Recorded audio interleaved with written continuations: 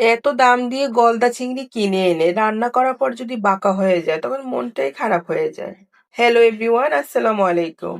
যে যেখান থেকে আমার এই ভিডিওটি দেখছেন নিশ্চয়ই সবাই আল্লাহর রহমতে ভালো আছেন। আমি ভালো আছি আলহামদুলিল্লাহ। আমার সঙ্গে থাকুন আর দেখতে থাকুন, পুরো ভিডিওটি দেখবেন, স্কিপ করবেন না।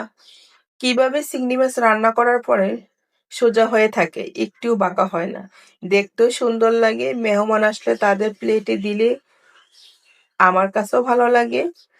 আর যেটা ভালো লাগে দেখতে সেটা খেতেও ভালো লাগে। আমি এখানে 250 গ্রামের মতো চিংড়ি মাছ নিয়েছি। একটা ছুরির সাহায্যে চিংড়ি মাছের ভিতরে যে ময়লাটুকু ছিল মাথার অংশে, সে ময়লাটুকু বের করে ফেললাম। এখানে শুধু আমি চিংড়ি মাছের মাথা এবং লেজটুকু কাটবো, আর বেশি কাটবো না। এভাবে সবগুলা চিংড়ি মাছের মাথার ময়লাটুকু আমি বের করে ফেললাম।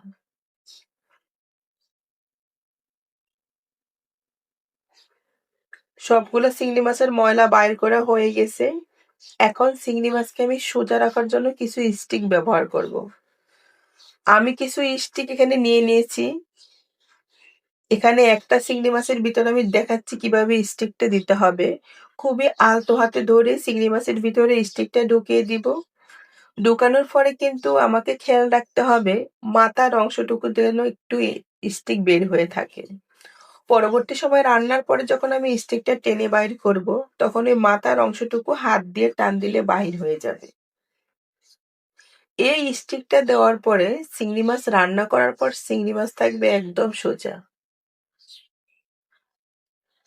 এখন চিংড়ি মাছগুলো আমি ভালো করে ধুয়ে পানি ঝরিয়ে তার ভিতরে দিয়ে দিব 1 চা চামচ পরিমাণে হলুদের গুঁড়া, মরিচের গুঁড়া, পরিমাণ মতো লবণ, আর দিয়ে দিব একটু রসুন বাটা। দিয়ে ভালো করে হাত দিয়ে মেখে নিব। একটু সময় করে মেখে নিব। সব মশলা যেন ঢুকে, তার জন্য আমি এখানে 10 মিনিট রেস্টে রেখে দিব এটা ঢাকনা দিয়ে। এই চিংড়ি মাছ আমি সরিষার তেলে ভাজবো, তাই চুলার ভিতরে ফ্যান গরম হয়ে আসলে তার ভিতরে দিয়ে দিব সরিষার তেল। সরিষার তেল গরম হয়ে আসলে তার ভিতরে দিয়ে দিব আমি সবগুলো চিংড়ি মাছ।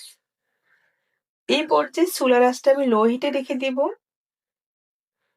দিয়ে সবগুলো চিংড়ি মাছ আমি ভেজে নেব। চিংড়ি মাছের কালারটা যখন একটু লাল লাল হয়ে আসবে তখনই বুঝে নিব আমার চিংড়ি মাছটা হয়ে গেছে।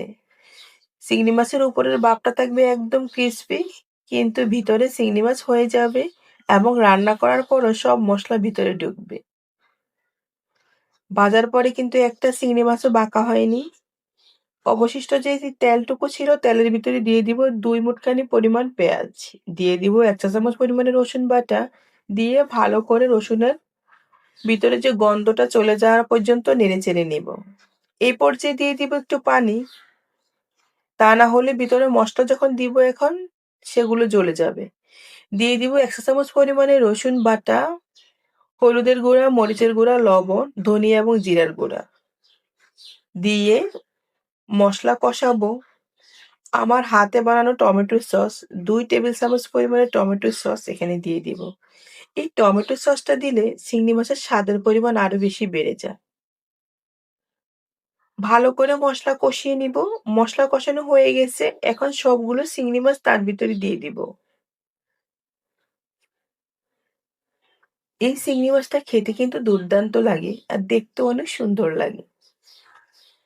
সবগুলা চিংড়ি মাছ আমি উল্টে দিব যাতে সব মশলা চিংড়ি মাছের ভিতরে ঢুকে।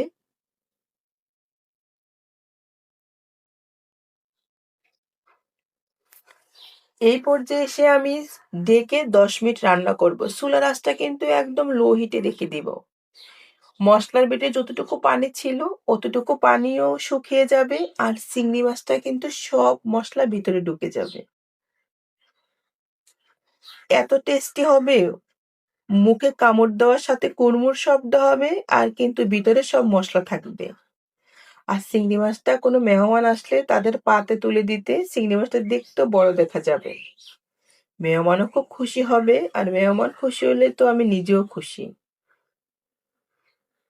চিংড়ি মাছের সব মশলার পানিটুকু শুকিয়ে গেছে। আমার এখানে চিংড়ি মাছটা রান্না হয়ে গেছে। চিংড়ি মাছের কালারটা কি সুন্দর আসছে। প্রত্যেকটা চিংড়ি মাছ একদম বড় বড়। এখন একটা প্লেটের ভিতরে একটা চিংড়ি মাছের উপরের স্টিকটা খুলে দেখাচ্ছি খুবই আলতো হাতে হাত দিয়ে ধরার সাথে সাথে স্টিকটা বের হয়ে আসছে। এই স্টিকটা বার করার জন্য ২ টা হাত লাগবে না, ১ টা হাতই যথেষ্ট।